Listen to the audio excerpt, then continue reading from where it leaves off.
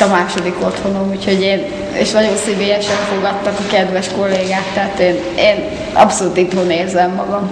Itthoni közegben, és nem tudom, nagyon-nagyon jól érzem itt magam, tehát ez a barátságos közeg, amit körülvesz, az a szeretet a kollégáim részéről, ez most döbbentem rá, hogy mennyire hiányzott ez.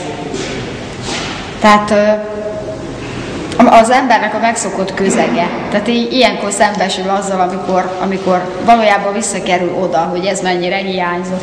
7-től fél 4-ig tart a törzsmunkaidő, 7 órakor megérkezünk, és akkor nem tudom, kávé, egy kis könnyed társalgás a kollégákkal, aztán megvan a napi rutin, tehát most itt a munkarészleteivel nem untat még senkit, tehát van egy felépített rutinja a napomnak, tehát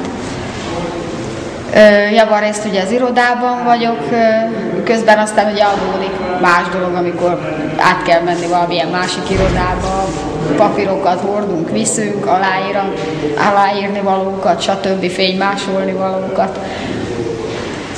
Jó, bár az irodához kötődik a munkaköröm, de valamikor a raktáros kollégákat elkíséri az ember ide a polcok közé, hogyha valamit éppen keresni kell, alkatrészt, ilyesmi.